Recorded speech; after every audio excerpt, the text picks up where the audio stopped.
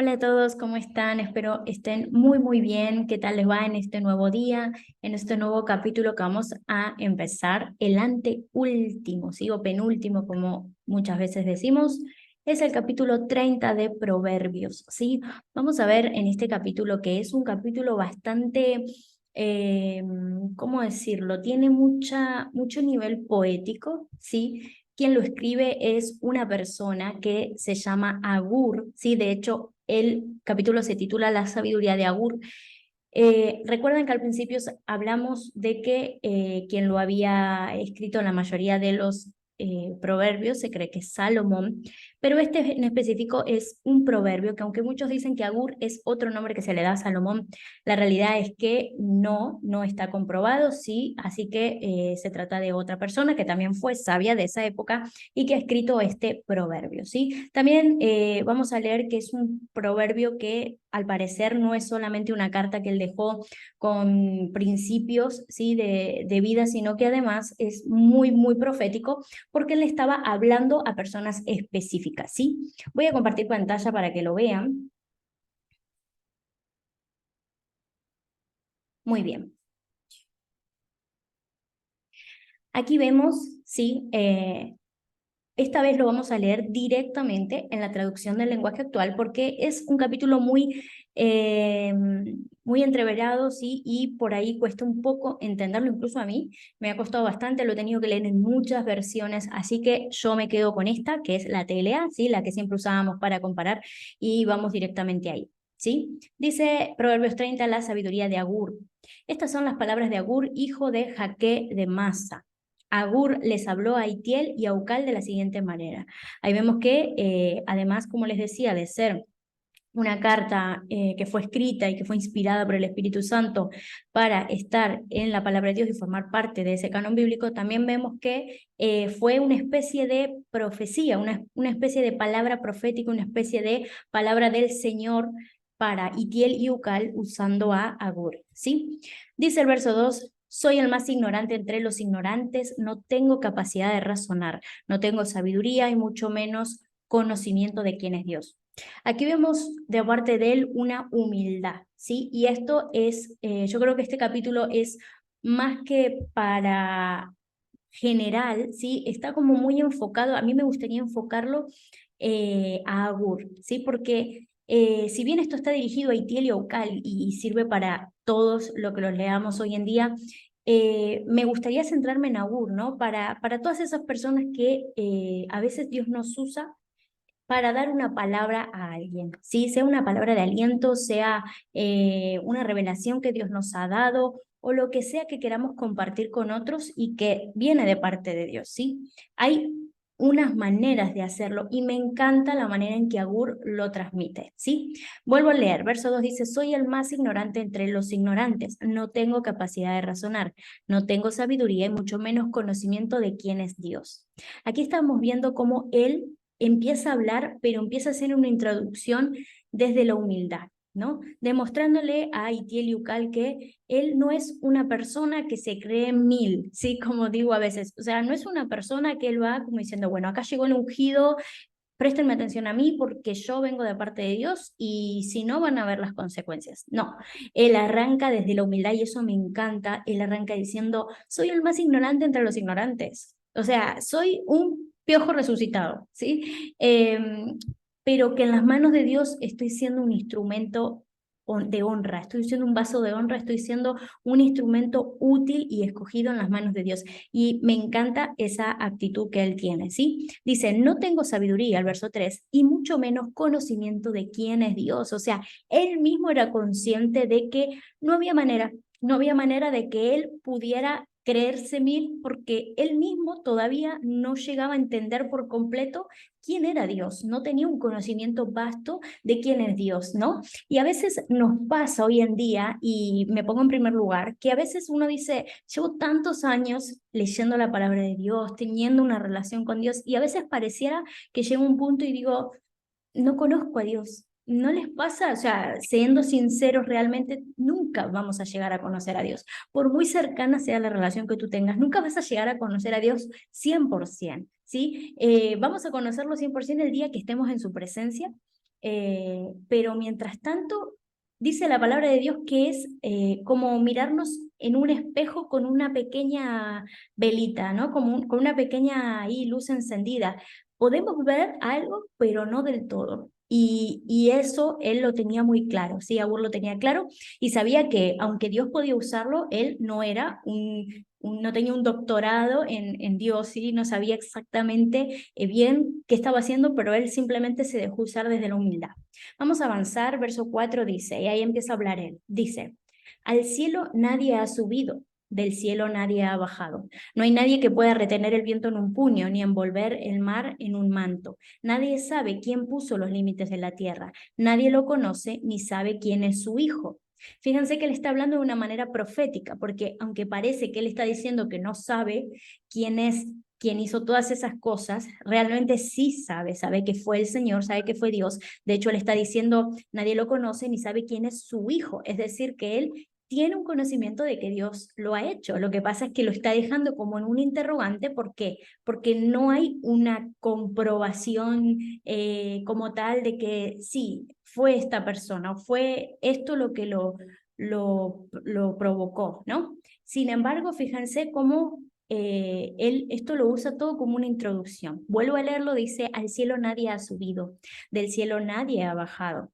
No hay nadie que pueda retener el viento en un puño. Humanamente no lo hay. No hay nadie que haya subido al cielo y ha bajado, nadie que pueda retener el viento en un puño, nadie que humanamente pueda envolver el mar en un manto.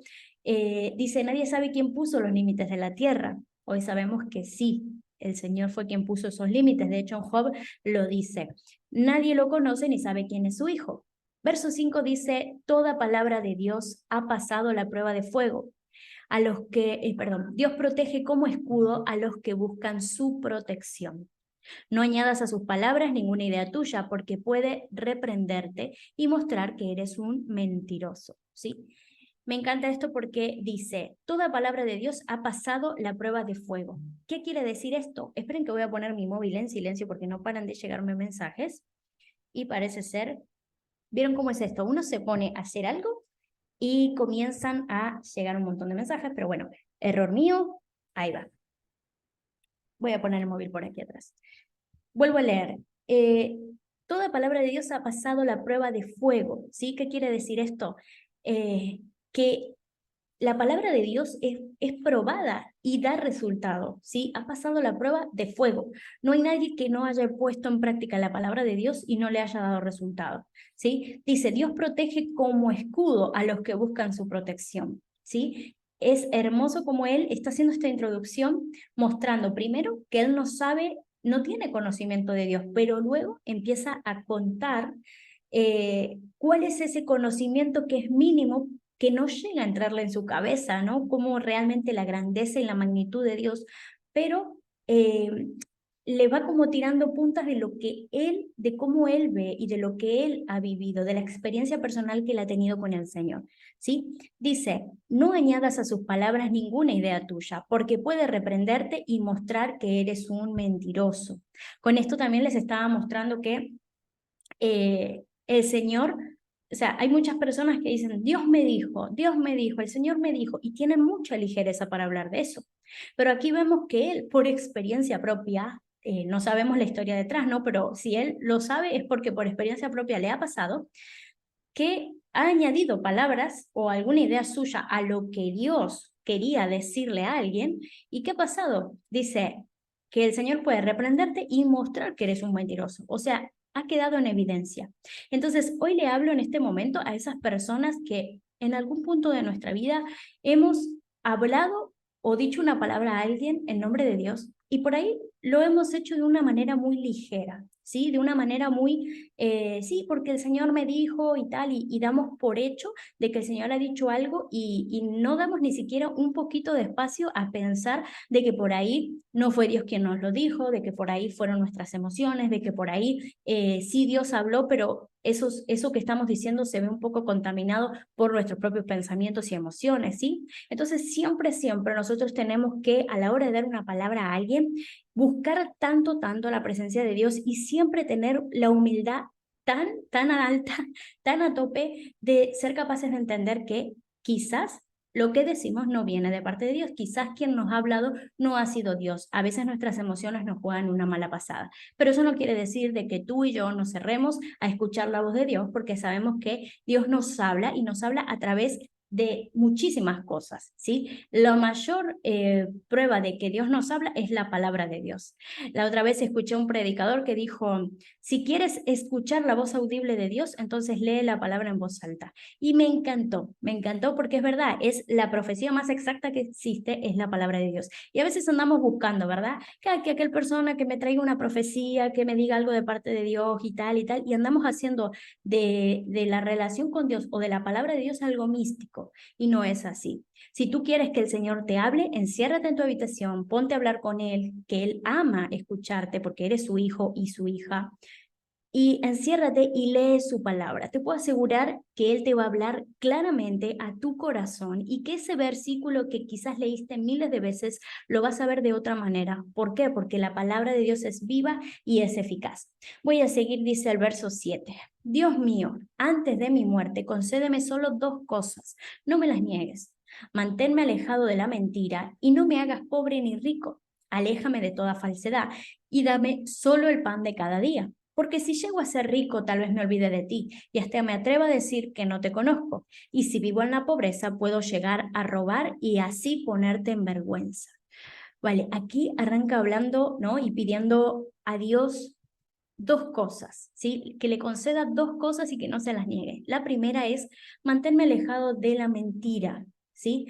Qué importante es hacer esa oración siempre. ¿Por qué? Porque nuestra boca, sí, dice la palabra de Dios, que es como una pequeña chispa capaz de incendiar un gran bosque, ¿sí?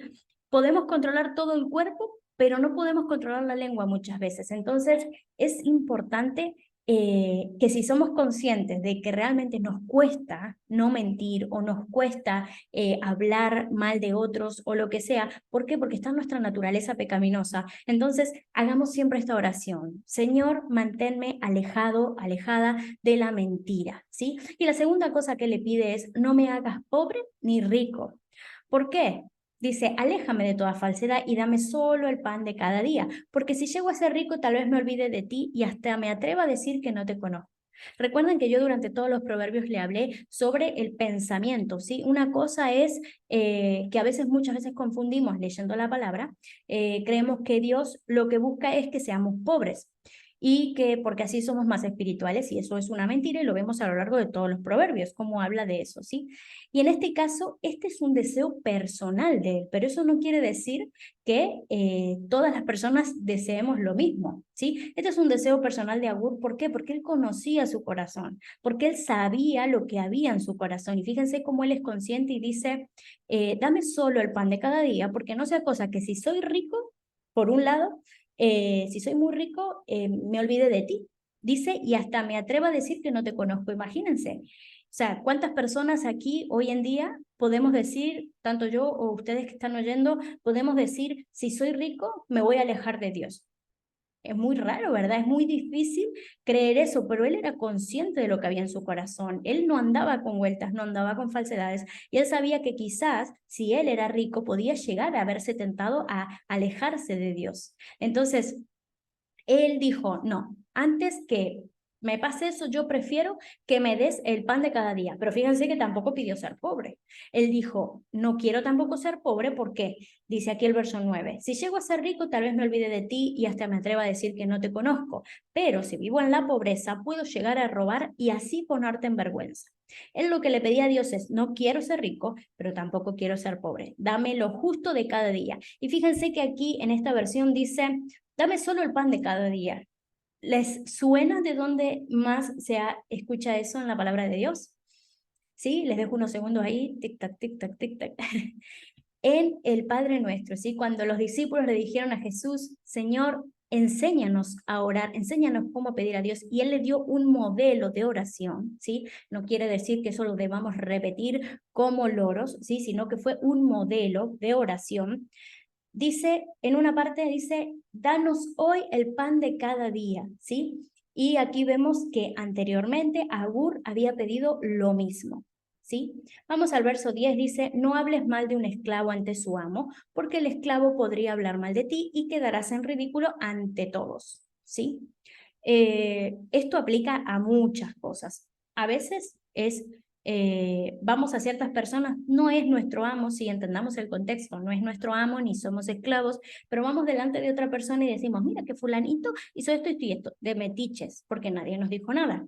Vamos a meternos creyendo que en nuestra propia sabiduría vamos a acomodar la situación y ¿qué hacemos? Empezamos a pecar sin darnos cuenta con nuestra boca, con nuestra lengua, empezamos a decir un montón de cosas que lo único que hacen es enredarnos, nos hacen quedar mal. ¿Por qué? Porque aquí dice que puede pasar en esa situación que yo vengo a hablar mal de una persona, luego esa persona viene a decir exactamente lo contrario y al final ¿quién queda mal?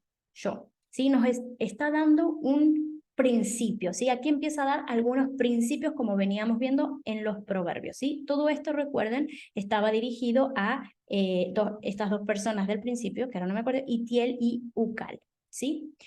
Vamos, verso 11 dice, algunos hablan mal de sus padres y hasta los maldicen. Hay quienes se creen perfectos, pero están llenos de pecados. Hay quienes se creen superiores y a todos miran con desprecio. Hay quienes aman tanto el dinero que despojan a los pobres y a los indefensos de este mundo. Les sacan hasta el último centavo y los dejan desnudos en la calle. ¿Sí? Aquí vamos a ir por parte. Primero dice, algunos hablan mal de sus padres y hasta los maldicen. ¿Sí? Esto vemos a raíz de todos los capítulos anteriores de Proverbios, como Salomón, que era la persona más sabia que pisó, una de las personas más sabias que pisó esta tierra, como él constantemente condenaba eso y decía, honren a sus padres, escuchen el consejo de sus padres, constantemente no les da una postura de honra a los padres y les da una postura de autoridad. En este caso dice lo mismo, algunos hablan mal de sus padres y hasta los maldicen. Nosotros tenemos que entender que ellos hayan sido como hayan sido nuestros padres, fueron una figura de autoridad en nuestra vida y por lo tanto en su momento nosotros estuvimos bajo esa cobertura. ¿Qué implica eso? Incluso algunos todavía estamos bajo esa cobertura porque son nuestros padres, ¿sí? Espiritualmente hay una jerarquía y hay un orden y ellos están en esa autoridad sobre nosotros. Entonces, ¿qué sucederá si nosotros maldecimos a alguien que está sobre nosotros? ¿Ustedes qué creen? Muchas veces esa maldición viene a nosotros por el simple hecho de que estamos maldiciendo algo que está en jerarquía sobre nosotros, ¿sí? Este es un tema un poco más complejo porque habla de jerarquía espiritual y tal, y no quiero entrar en eso ahora mismo, pero es un poco para que vean o lo que yo entiendo por qué está hablando de esto, ¿sí? Verso 12 dice, hay quienes se creen perfectos, pero están llenos de pecado. Muchas personas hay así. Y como hablamos más arriba, sí siempre hay que tener una postura de humildad. Hay un versículo que me gusta mucho, ¿sí? Ustedes van a ver que yo siempre nombro versículos y no se los muestro, porque son versículos primero que me vienen en el momento a la cabeza y generalmente los he memorizado, pero no me acuerdo en qué parte están específicamente, ¿sí? Eso no quiere decir que no estén en la palabra, ustedes los pueden buscar, ¿sí? Siempre hay en la aplicación de la Biblia, sobre todo, hay una parte donde hay una lupa y ustedes si por ahí no se acuerdan cierto versículo, ponen ahí una palabra que se acuerden y ahí les va a tirar un montón de opciones y van a encontrar el versículo, ¿sí? Pero eso no quiere decir, como vuelvo a repetir, que esto no esté en la palabra de Dios, ¿sí? Y si ustedes tienen alguna duda o lo que sea, recuerden que en los comentarios siempre me pueden dejar un comentario, valga la redundancia. Como les decía, hay un versículo que dice que Dios atiende al humilde, pero al altivo lo mira de lejos, ¿sí? Así de importante es tener siempre una postura de humildad delante de Dios. Eso no quiere decir que vamos a andar todo el día siendo victimistas y teniendo una actitud de gusanos arrastrándonos. No, eso tampoco es porque Dios no nos llamó a tener una identidad así, ¿no? Sino que delante de Dios y delante de las personas no debemos tener una actitud altiva, ¿sí? Verso 13 dice, hay quienes se creen superiores y a todos miran con desprecio. Vuelvo ahí un poco enlazado con el de arriba. Verso 14. Hay quienes aman tanto el dinero que despojan a los pobres y a los indefensos de este mundo, les sacan hasta el último centavo y los dejan desnudos en la calle, ¿sí? Aquí realmente habla de ese tipo de personas. Fíjense que no dice, hay gente con dinero que hace esto. No. ¿Por qué? porque muchas veces eso condiciona nuestra mente y es lo que le he hablado durante tantas veces. Vemos a la gente con dinero como si fuera gente malvada. No quita de que generalmente la gente que tiene dinero se corrompe con el dinero, ¿sí? Pero eso no quiere decir de que todas las personas que tienen dinero son corruptas y son malas.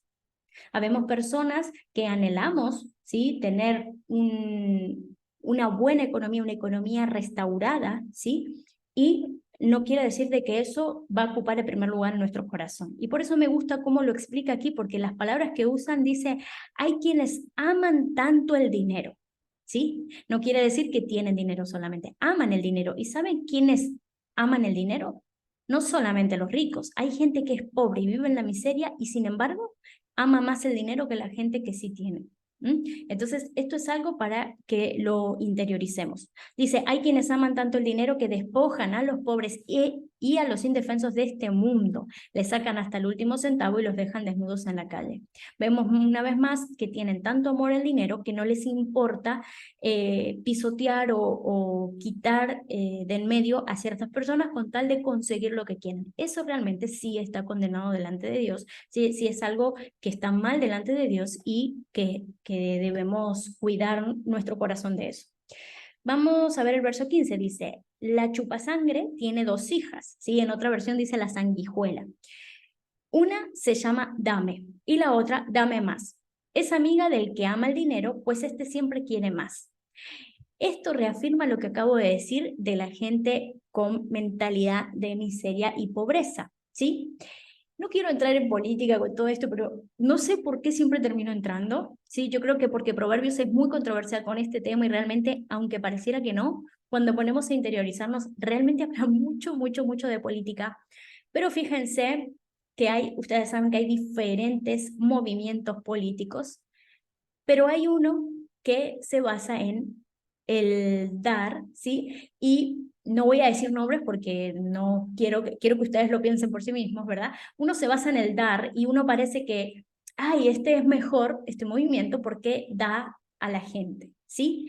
Pero es, como yo le decía en el capítulo anterior, es un dar que esconde detrás el hecho de que no es generoso, sino es un dar que esconde el hecho de que me quiero beneficiar yo por otra parte y me toca dar, pero solamente para poder beneficiarme yo, ¿no? En este caso vemos eso. Fíjense que dice que la sanguijuela o la chupasangre tiene dos hijas. Una se llama Dame y otra Dame más. Eso quiere decir de que eso genera un pensamiento en la gente de pobreza, de miseria, ¿sí? Y de personas que lo único que hacen es tener amor al dinero, tener amor al dinero incluso sin tener dinero. O sea, es gente que vive en pobreza, pero genera una avaricia. ¿Por qué? Porque tiene algo, el Estado o quien sea, que les está dando algo de manera gratuita y fácil. Cuando vemos a través de todo Proverbios que el Señor lo que nos dice es que debemos trabajar, ¿sí? Que debemos ser diligentes, nada perezosos, ¿sí? Vamos a seguir. Dice, hay 3 y hasta 4 cosas que nunca quedan satisfechas. Verso 16. La mujer estéril que pide hijos, la tierra que pide más agua, el fuego que pide más leña y la tumba que pide más muertos. ¿Sí? Aquí va hablando de diferentes cosas. Vemos que él por eso digo que es algo como muy profético, porque él está hablando específicamente a Itiel y Ucal. ¿Sí? ¿Qué pasa a veces cuando hay una palabra que viene de parte de Dios a una persona específica? Que aunque esté en la Biblia puede que sí que podemos tomar cosas para nuestra vida, pero generalmente esa palabra va enfocada a esa persona. Entonces, a mí me ha pasado de que alguien me había dicho, mira, siento mi corazón de decirte esta palabra, pero para mí no tiene mucho sentido, pero yo te la voy a decir igual. Y resulta ser que cuando la persona me la dice, para mí sí tiene mucho sentido, pero evidentemente la persona que me la da tiene temor a dármela porque piensa que no viene de parte de Dios porque no tiene sentido, porque intentamos razonar lo que Dios quiere hablar a las vidas. Entonces ahí yo siempre digo, tranquilo, porque no tiene sentido para ti, pero para mí sí lo tiene, ¿sí? Entonces, en este caso, vemos que se pone como un poco filosófico en algunas partes y pareciera como que no entendemos, pero bueno, me imagino que para Itiel y Ucal, que eran quienes estaban recibiendo esta palabra, sí que tenía mucho sentido, ¿vale? Verso 17 dice, el que desobedece y desprecia a sus padres, bien merece que los cuervos le saquen los ojos y que los buitres se lo coman vivo. Creo que más claro que eso, imposible. Verso 18 dice, hay 3 y hasta 4 cosas que me parecen increíbles y que no alcanzo a comprender. ¿Cómo saber que un águila ha pasado por el cielo? ¿Cómo saber que una serpiente ha pasado por una roca? ¿Cómo saber que un barco ha pasado por el mar? ¿Y cómo saber que un hombre se ha acostado con una mujer? Todas son cosas, según Agur, que son cosas que no le parecen increíbles y que no se alcanzan a comprender. Vamos a seguir. Verso 20 dice, la mujer infiel se acuesta con otro hombre, luego se baña y dice, aquí no ha pasado nada, ¿sí? Son cosas que él, vivencias que él ha tenido, cosas que ha aprendido, que ha tenido experiencias, tanto que ha vivido o que ha visto y que ha aprendido, ¿no? Porque recordemos que si está en Proverbios, significa que era una persona que tenía sabiduría. Verso 21 dice, hay 3 y hasta 4 personas que la tierra no soporta y que la hacen estremecerse. El sirviente que llega a gobernar, el tonto que llega a ser muy rico, la mujer infiel que vuelve a casarse y la sirvienta que llega a ser la señora de la casa. ¿Sí? Fíjense que dice personas que la tierra no soporta y la hacen estremecerse. Es decir, que el mundo detesta. ¿Sí? Y aquí vemos el sirviente que llega a gobernar, ¿sí? El tonto que llega a ser muy rico, la mujer infiel que vuelve a casarse y la sirvienta que llega a ser la señora de la casa. Verso 24 dice, hay 4 cosas en el mundo que a pesar de ser pequeñas son más sabias que los sabios. Mucha atención aquí. Las hormigas, insectos muy pequeños que guardan comida en el verano para tener suficiente en el invierno. Vemos a lo largo de todo Proverbios cómo realmente habla mucho de las hormigas. ¿Por qué? Porque la Biblia las considera un insecto de mucha sabiduría, de mucha diligencia, muy bien organizados y las toma mucho como ejemplos, ¿sí? Segundo, los tejones, animalitos que por ser indefensos hacen sus cuevas entre las rocas. Mucha sabiduría. ¿Por qué? Porque son animales indefensos, no tienen, son una presa fácil de los depredadores. Entonces, al hacer sus cuevas entre las rocas, obviamente son muy difíciles de atrapar. Los saltamontes dice que aunque no tienen comandante, son tan ordenados y disciplinados como un ejército. Y las lagartijas, que son fáciles de atrapar, pero viven libres en los palacios. Irónico. Verso 29 dice, hay 3 y hasta 4 cosas que caminan con elegancia. El león con su gran melena, que sin miedo reina en la selva. El gallo vanidoso con su roja cresta. El carnero de la montaña con sus enormes cuernos. Y el rey con su corona de oro que marcha frente a su ejército. Verso 32 dice, si te portas como un tonto y te crees muy importante y haces planes contra otros, ten presente lo siguiente. Muy atento al broche de oro que pone aquí, ¿sí? Si bates la leche, sacarás mantequilla. Si te suena fuerte la nariz, te sacarás sangre. Y si buscas pleitos, pleitos tendrás. Parece algo tan obvio, pero que hay tanta gente que todavía no lo entiende y sigue metiéndose en cuanto pleito se le cruza, ¿sí? En cuanta pelea, en cuanto problemas, se creen salvadores del universo y del mundo. Salvador solo hay uno y es Jesucristo. Y entendamos que no podemos estar al frente de todos los problemas, de todos nuestros familiares, de todos nuestros amigos, meternos en cada pleito queriendo hacerlo, porque a veces por querer hacer bien, terminamos haciendo mal y encima la gente termina ofendida con nosotros. Vamos a tener pleitos. Entonces me encanta lo que dice, porque el verso 32 dice, si te portas como un tonto, o sea, ahí va al grano, te crees muy importante y haces planes contra otros, es decir, que eres malvado, que haces constantemente, estás tramando algo contra la gente, lo digas o no lo digas, ¿sí? En lo secreto o en lo público. Ten presente lo siguiente, si bates la leche sacarás mantequilla, es algo obvio. Si te suena fuerte en la nariz te sacarás sangre, obvio. Y si buscas pleitos, pleitos tendrás, ¿sí? Bueno, este fue el capítulo 30, ¿sí? Intenté hacerlo lo más rápido posible, no sé si se notó que iba así como, porque realmente No es un capítulo que se pueda ir versículo por versículo y analizando como tal, pero no quería dejar de hacerlo y la verdad es que es bastante largo, así que dije, bueno, vamos a ir rapidito. Pero me encantó este versículo porque la verdad la vida de Agur me pareció muy relevante, ¿sí? Es una persona, un personaje que hasta ahora había pasado muy desapercibido para mí, porque, vieron, a mí me pasa que a veces leo la Biblia y leo, pero esas cosas cuando dice nombres, o sea, es como si mi cerebro las omite porque parece como que eso no es importante, como que no es relevante.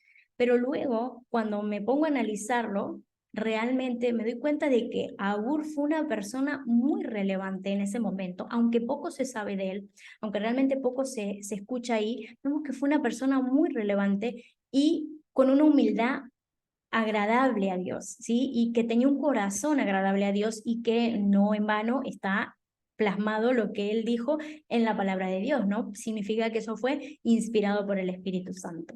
Así que bueno, vamos a hacer una oración para terminar y luego vamos a dar paso al siguiente capítulo, que es el capítulo 31. Así que es el último, no se lo pueden perder. Vamos a orar.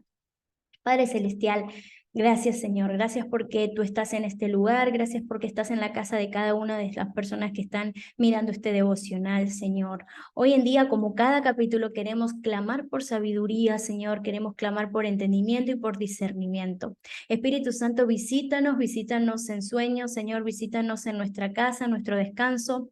Revélate a nosotros, Señor, a través de tu palabra. Señor, que cada vez que leamos la Biblia, Señor, se nos revele diferente, Señor, que la palabra cobre vida ante nuestros ojos, Señor. Ayúdanos a ser como Agur, Señor. Personas, Señor, que tienen el corazón humilde, que tienen el corazón lleno de tu Espíritu Santo, que están buscando siempre la manera de agradar a los demás con sus palabras, de decir las cosas en amor, Señor. Y te ruego, Señor, que tu palabra, todo lo que hemos leído hoy, todo lo que hemos aprendido hoy, podamos ponerlo por obra, podamos ponerlo en práctica, Señor. Ayúdanos a alejarnos de las lenguas mentirosas, de los pleitos, Señor, a nosotros mismos no caer en mentiras, Señor, ni en engaño, ni en nada de eso, Señor, y que si tú nos usas, Padre, seamos vasos de honra, seamos vasos, Señor, llenos de humildad, Padre, quita de nosotros toda avaricia, Señor, quita de nosotros toda contienda y quita de nosotros toda altivez, Padre. Te damos las gracias.